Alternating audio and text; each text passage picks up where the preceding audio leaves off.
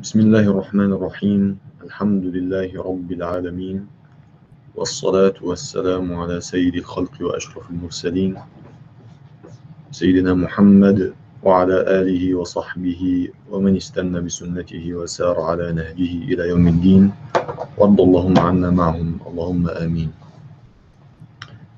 اللهم علمنا ما ينفعنا وانفعنا بما علمتنا وزدنا علما وعملا خالصا لوجهك صوابا لسنة نبيك. اللهم لا سهل إلا ما جعلته سهلا وأنت تجعل الحزن إذا شئت سهلا. رب اشرح لي صدري ويسر لي أمري واحلل عقدة من لساني يفقه قولي. بحمد الله وفضله ومنه, we were able to discuss in great detail, the third characteristic with an opposite. We discussed isti'la or tafkhim, and we said that its opposite is istifal or tarqiq. So heaviness and lightness, or full-mouthness and empty-mouthness. And we explained in great detail that there are letters that are always musta'liya, and there are letters that are sometimes musta'liya and sometimes mustafila, depending on the voweling, and there are letters that are always mustafila. The letters that are sometimes this and sometimes that, depending on the case, are the lam and the ra, and we explained in detail when each characteristic is adopted by each letter and when. We won't get into the details now. If anything's unclear, they can refer to the earlier lesson, inshallah ta'ala. Today we'll be discussing the fourth characteristic that is that has an opposite, and that is itbaq, and its opposite is infitah. Hopefully we will also be able to discuss and delve into the 6 characteristics that do not necessarily have a direct opposite, but we'll get to that once we finally finish and complete the fourth and final characteristic with an opposite. عليكم السلام ورحمة الله وبركاته. طيب,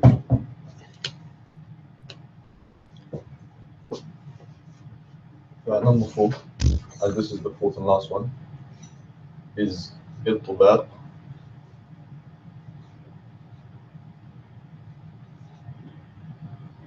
and its opposite infitah.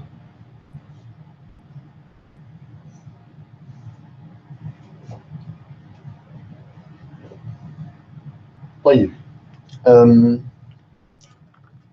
let's first of all discuss it from a linguistic perspective very briefly. Itbaq,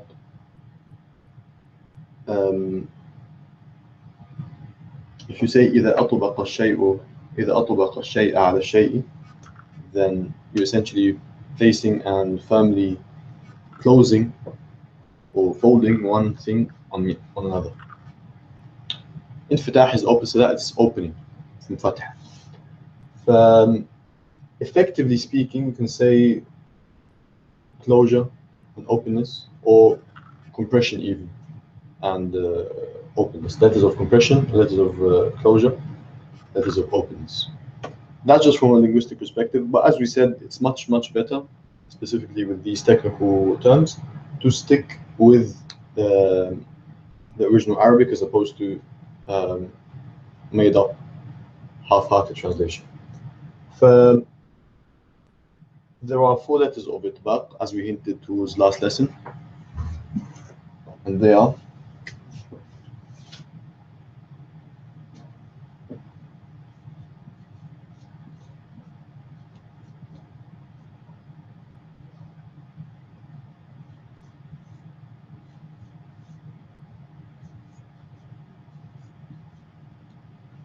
Sad, Dad, Ta, and Dha.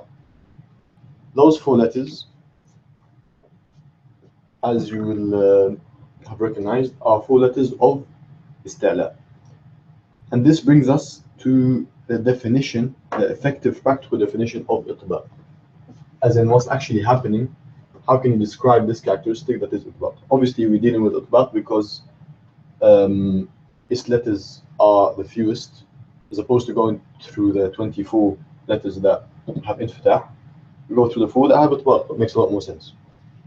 And all the others, we'll just say by default, will not have itbaq and they will have infitah. So let me.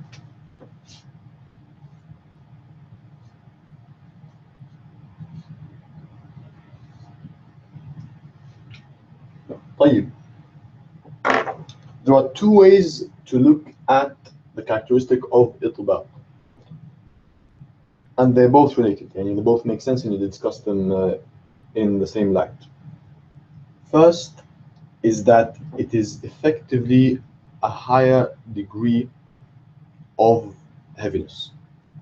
So حروف المستعلية, or the characteristic of استعلاء itself, we said that a sound is either مستعلي or مستفل based on the position of the back of the tongue. Or nothing to do with lips, just the position of the back of the tongue being raised or being flat, being high or being low, will dictate the sound that exits and its nature. With itbaq, it is not only the back of the tongue that's raised, it is also a part of the middle of the tongue. So by default, the resulting sound is a greater heaviness, or it's more full mouth, once again, than the normal letters of istila without having itbaq. So we said there are 7 letters that have istila, those 4, as well as the kha, ra, and qaf. So the kha, ra, and qaf, kha, ghain, and qaf, they all have istila, but they don't have itbaq. So you can effectively think of it as those 4 letters having a higher level of heaviness or full mouthness than those 3, the kha, the ghain, and the qaf. And this translates into maratib al-tafkhim that we talked about earlier, with the fatha, dhamma, sukun, and kasr. But we'll get to that when we get to it. That's one way to look at it, that effectively part of the middle of the tongue is raised as well, not just the back, and hence the effective sound is heavier. طيب, the other way to look at it is that the sound itself is compressed or mutbaq between the top of the mouth, or al-hanak al-a'la, the top palate, and the tongue with close proximity. So let me just draw a brief diagram of that.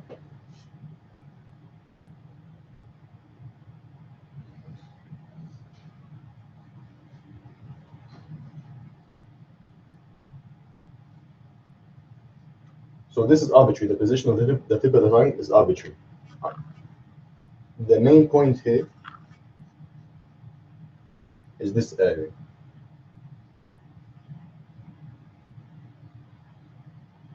So as we said, it doesn't really matter where the tip is. That's just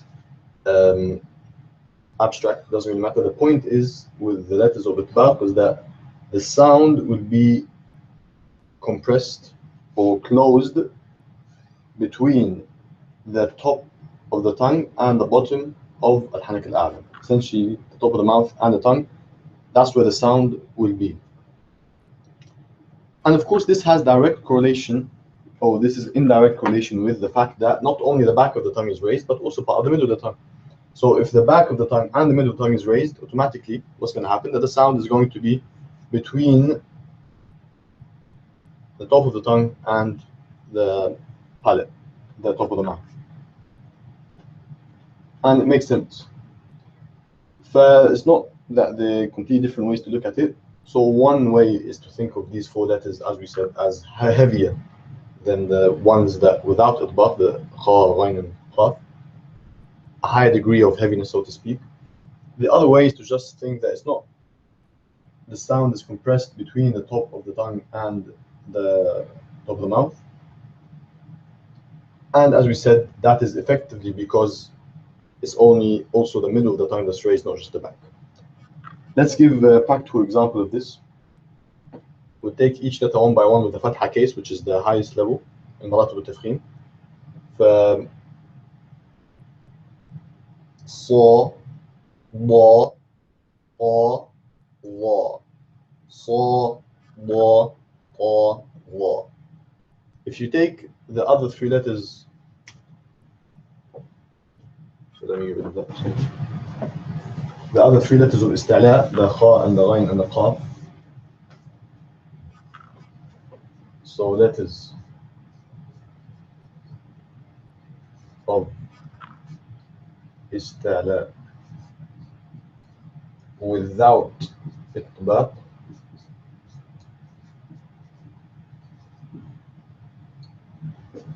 would be the kha, the ghain, and the qaf.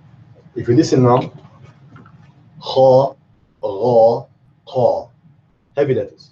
Sa, da, ta, wa, somewhat heavier, or more full mouth. So kha, gha, qa, sa, da, ta, wa. You can even see, you can feel it in your mouth when you're pronouncing those letters properly. That is, I mean, the reason why they're called full mouth letters is because that's almost what you feel in your mouth when you pronounce it. So these are more full mouth than these. So kha, sa, kha, sa, gha, da, qa, qa, wa. You can see that those are somewhat of a different category than those three. So this category is defined as itbaq, and it is not to be confused with maratib al-tafkhim. So the levels of tafkhim that we discussed with the fatha, dhamma, sukun, and kasra, those apply to letters of itbaq as well as the letters of istila without itbaq. The difference being, however, they take more of an effect on the letters of istila without itbaq than they do with the letters of pure itbaq and istila. For example, the lowest martaba of heaviness in the fatha, dhamma, sukun, kasra that we gave last time was what? The kasra. So if you take a kasra for each one of these and then a kasra for each one of these, you will see a very clear difference. And the reason would be because of the fact that the part of the middle of the tongue is raised and the sound is compressed in that area with those letters. So si, li, li. Very slight difference to sa, da, ta, la. There is a difference, but it's not as obvious as kha, ra, qa, khi, ri, qi. The difference is much more expressed and much more highlighted with those three letters than it is with the sa, da, ta, and ba. So hopefully that's clear. So the main point to make here is that the letters of itbaq have a part of the middle of the tongue that's also raised, not just the back, as is the case with the letters of istila, generally speaking. Therefore, when maratib al-tafkhim come into play with the fatha, dhamma, sukun, and kasra, they are not as affected with those maratib as the letters of istila without itbaq. And just one final point to make is kind of obvious, but we mention it just to make things very, very clear.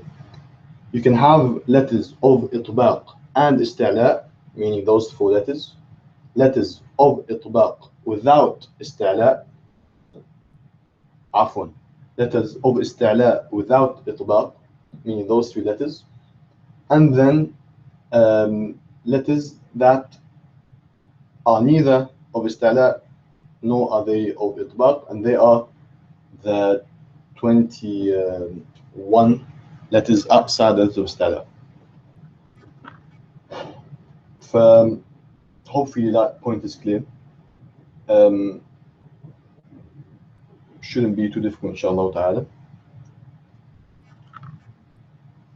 With that, we have, inshallah ta'ala, completed the four sifat that have opposites. Just to clarify, once again, it's kind of obvious, but we mentioned anyway. With infitah, all that's happening,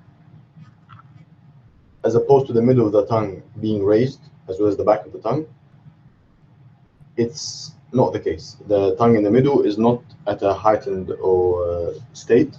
it's simply at a relaxed state.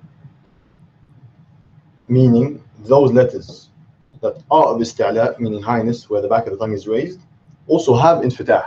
So those are letters of isti'la and infitah, and those are letters of isti'la and itbaq.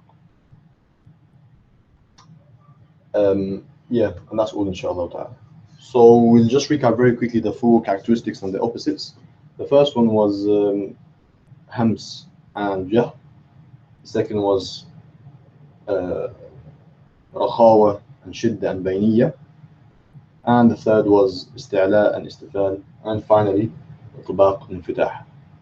Those are the four characteristics with direct opposites that very importantly have an impact on the sound itself. There's one more characteristic that Ibn Jazari, for example, mentions in his المقدمة فيما يجب على قارئ القرآن أن يعلمه, his famous poem known as Al-Jazariya. It's idlaq and ismat, but this characteristic or this opposite, those two characteristics have nothing to do, have no impact on the pronunciation, but rather to do with Arabic morphology. Yani how letters are put together and whatnot. So we won't worry about that at all because it's not an Arabic course, it's a Tajweed course. Jameel. Now, inshallah ta'ala, we will start going through the 6, and we'll keep it at 6, inshallah. Any numbers differ, but 6, I believe, is sufficient. 6 characteristics that do not have a direct opposite.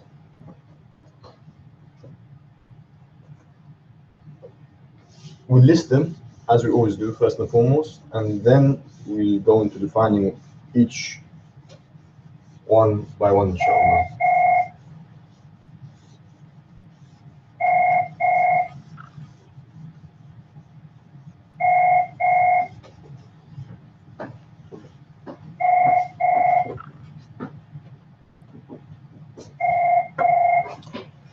طيب, for characteristics without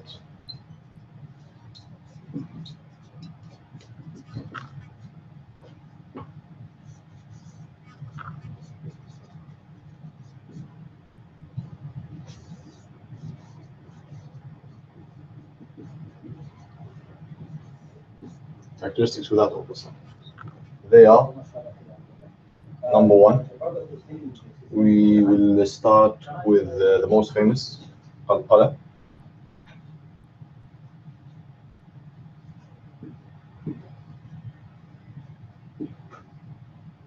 Number 2, we say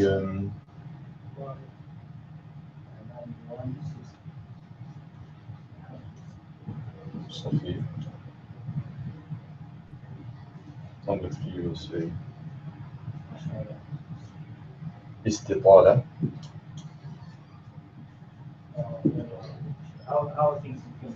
Number 4, we will discuss Tafashi.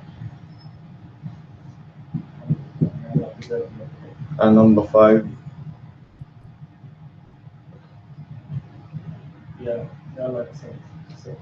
Tikrar or Takrir. And finally, hopefully you can see that. Yeah, that you can. So I'll just write it here.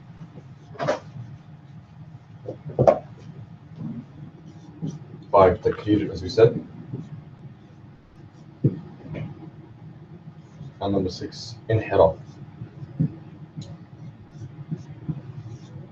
So very quickly, Al-Qala, Safir, Istitala, Tafashi, Takrir, and Inhiraf. Those are the 6 characteristics without direct opposites. So just to clarify what the difference is between those characteristics without a direct opposite and those who have a direct opposite, it's kind of self-explanatory, but like hams, for example, those letters that do not have hams automatically have an opposing characteristic, that is jah. Likewise, for example, istifal, those letters that do not have istifal will be automatically, or will have automatically isti'la. And the same with the last 2, itbaq and infitah, and shidda and rakhawa. That would be an exception because there's one more category of bayniyya. With those, it's not the case. So if a letter does not have qalqala, there is no opposing characteristic and it has this sifa then. No. You either have qalqala or you don't. There's no opposing characteristic that you must have if you don't have this one. Same thing with صفير, استطالة, تفشي, and تكرير الانحراف. Those are the 6 that we'll be discussing inshallah ta'ala. And we'll take them one by one. And once we're done with these inshallah, that will be the end of that in terms of صفات الحروف. First we'll discuss القلق.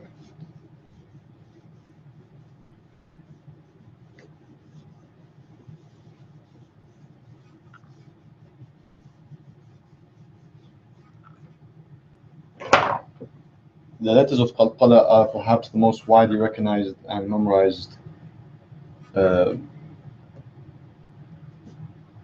letters in Tajweed, and they have the most famous acronym, Qutb Jad.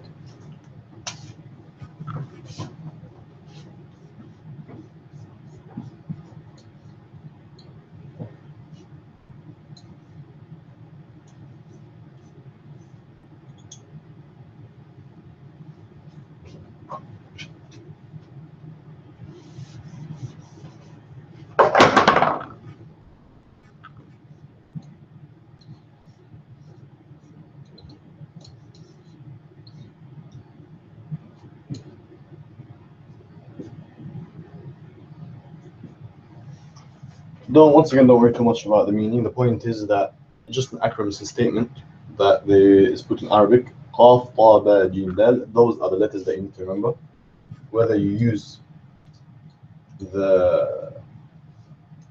this statement or not is up to you. Qaf, Ta, Ba, Jim, Dal. طيب, what is qalqala? Qalqala is a characteristic that implies that when a particular letter is pronounced, the sound is loose or bouncy, specifically with the sukun case. Some would say that it's actually only the sukun case, it does not apply to the fatha, dhamma, and kasra, or the vowel. But wallahu a'lam, and in my opinion, can still be felt, and as well as our teachers, not just myself. The qalqala still does exist somewhat in the fatha, dhamma, and the kasra, but undoubtedly not to the same degree as it is felt with letters of sukun. But this is like all characteristics, that the characteristic when the letter is pronounced with sukun is much more clearer, or much more clear or clearer. The reason being is that the sukun case is the empty or still case, so the letter is laid bare and everything about it is just very audible, very clear, you can't mistake it. This is obviously the case with the qalqala. So if you pronounce any of these letters with qalqala, after the sukun, then the qalqala will be much more audible and much more pronounced. To give you an example, and we'll take the sukun case. Aqa, aqa, ab, ad, ad. As you can see with every single one of these letters, when they're pronounced, it is not a very controlled pronunciation, so to speak. It's a bouncy one or a loose one. You can think of it in a number of ways. The best, perhaps, photographic or mental image you can have is if this is the makhraj and this is the tool that you're using to get to the makhraj, just like this. You're getting to the makhraj and just straight away letting go. So aqo, aqo, ab, ad, ad, like the beat of a drum almost. It would be incorrect to say aq, aq, ab, ad, ad. That's the letter pronounced without any qalqala. Technically, it may be possible to force a qalqala on the other letters, but that would be unnatural and contrary to the Arabic language and its nature. So you can say al for lam, al, or an for noon, or ath. It's just very unnatural and incorrect in pronunciation, definitely from a Quranic perspective as well as a strict Arabic speaking perspective. So even Arabs would say this, to be honest with you, not just non-Arabs. People would say asr and dhuhr, putting a qalqala on the middle letter of 3-letter words. So dhuhr, putting a qalqala on the ha, obviously does not have qalqala. The same thing with asr, putting a qalqala on sad when does not have qalqala. only the qaf, ta, ba, jim, dal have qalqala. One more thing to mention regarding qalqala is that it has maratib, as well as the same way that istifal and istila afwan has maratib. So the same way heaviness has levels, the fatha being the highest, dhamma, sukoon, then kasra. The same is true for the qalqala. So we'll mention these very quickly, inshallah.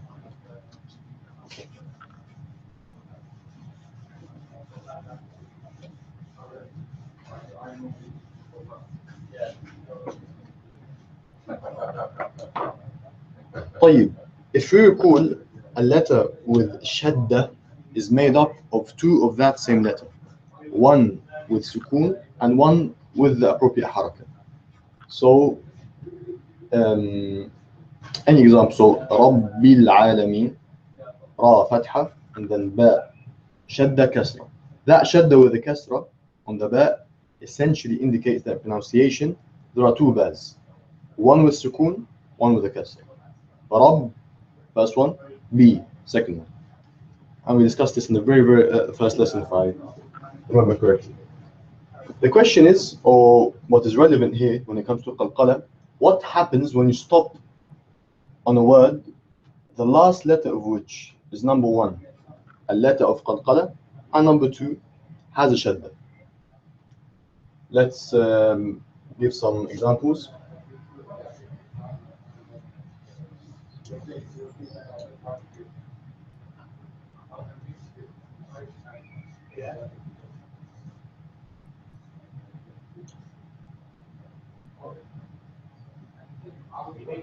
What I'm saying is, we can perhaps mention one more, but we'll keep it at that for now.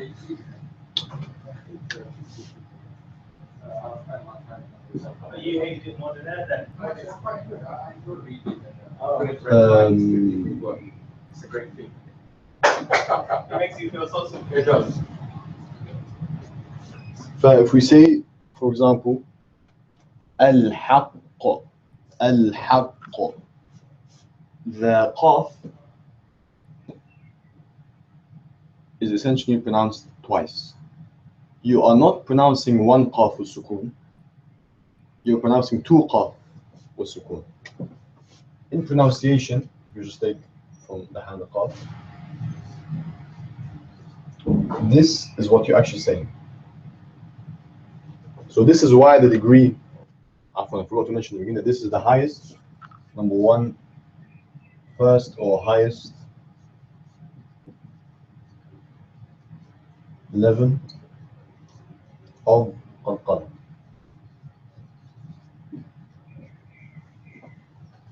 Is when you have a word that you're stopping on which ends in a shadda, and that letter with a shadda is one of the letters of qalqala, like the jim and the qaf and the ba, etc. This letter, this qaf with a shadda, is essentially two qaf. Now, if this has a kasra or a fatha, this would be what you're pronouncing. Ha fatha, qaf sukoon, qaf fatha. Problem is, you're stopping on that word. What would you then automatically do? Place a sukoon on the last letter. You are therefore pronouncing two qafs both with sukoon. That's why the degree of qalqala is so great. Now imagine it's like I don't know, elastic band or something. You can think of it. Haqq, haqq. As soon as you let go, the qalqala is greater than that if it were without the shadda. Haqq, haqq. Same thing with the jim. If you imagine you're pronouncing two jim, so فلا رفث ولا فسوق ولا جدال في الحج, حج, الحج. You can see how pronounced and obvious the qalqala is in that case. The first surah, the first ayah of Al-Masr, for example, تبت يدا أبي لهب وتب. Tab, you're pronouncing two letters, two bas with a sukoon, which sounds completely different to The next ayah. ما أغنى عنه ماله وما كسب. كسب is very, very different from تب. كسب, تب, كسب. كسب is just one ba with sukun. تب is two ba with sukun. Which is why it can potentially lead to a major mistake if you're pronouncing one of those words without the shadda, or vice versa. You're applying a shadda on a letter that does not have one with qalqala. Like al-falaq. If I said قُلْ أَعُوذُ بِرَبِّ الْفَلَقِ, what I implied is that that qaf has a shadda. It does not. It just has a kasra. So when I stop on it, it should just get a sukun. In the same way, or in the opposite way rather, if I said al-haq, al-haq, I've implied that that qaf does not have a sukun, does not have a shadda, and just one qaf with sukun, which is incorrect. The same way if I said al-hajj, فلا رفث ولا فسوق ولا جدال في الحج. Major mistake. I just implied that this jinn does not have a shadda, and this, if you recall, is one of the types of major mistakes, تخفيف المثقل or تثقيل المخفف. على كل حال, it's a different story. The second level, second highest, is what we just mentioned.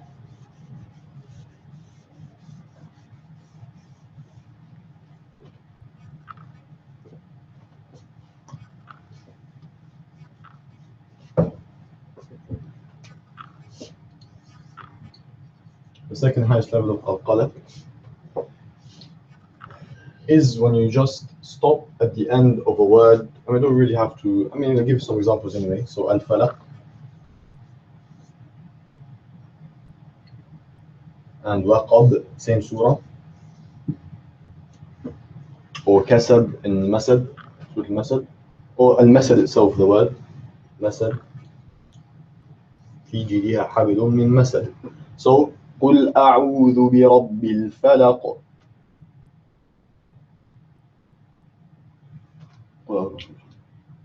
ومن شر غاسق إذا وقب.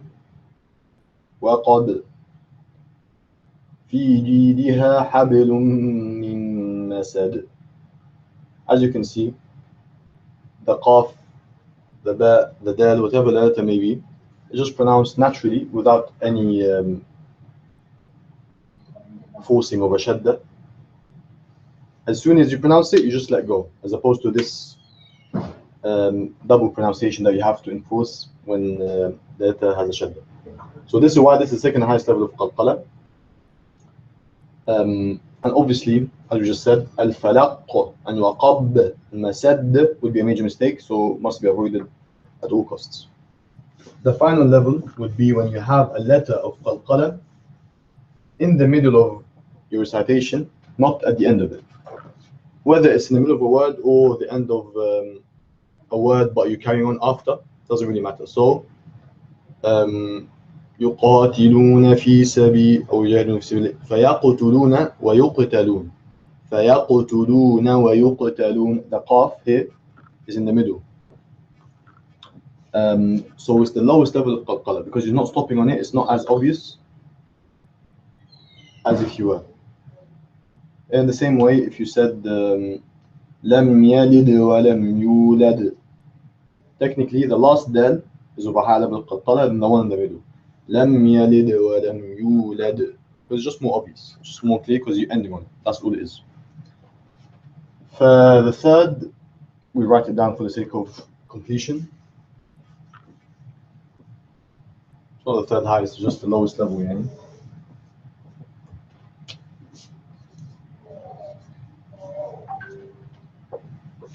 The third level of qalqala is when in the middle of recitation. Like the examples that we just gave. فَيَقْتُلُونَ وَيُقْتَلُونَ and لَمْ يَلِدْ وَلَمْ يُولَدْ. The very last thing to mention about the qalqala is that when that has a sukoon, the nature of the qalqala is that automatically, without even noticing, without really forcing it, the qalqala will be somewhat closer to the sound of the fatha. It will not be closer to the sound of the kasra or the dhamma or anything like that. And it's a very natural thing. I mean, if you never told anyone to try to make it closer to anything, they automatically do it closer to fatha anyway. Like al-haqq, al-haqq, al-hajj, lam yalid wa lam yulad, Ibrahim. You don't really have to force it. Just naturally by itself, when you pronounce the letter of qalqala without any takalluf, without any excess, you'll find that the resulting sound is somewhat close to the fatha. It's not a fatha. If you make it a fatha, it's a major mistake. So you have to be careful of that. But the sound, because there is a sound coming out and it's very audible, that sound is effectively somewhat close to the fatha, not the dhamma or the kasra. I believe that's all there is to mention with the qalqala. And we'll end it there, inshallah ta'ala. We'll be going through the rest of them in the coming lessons. Wallahu ta'ala a'lam, wa sallallahu wa sallam ala nabiyyina Muhammadin wa alihi wa sahbihi ajma'in. Alhamdulillahi rabbil alameen.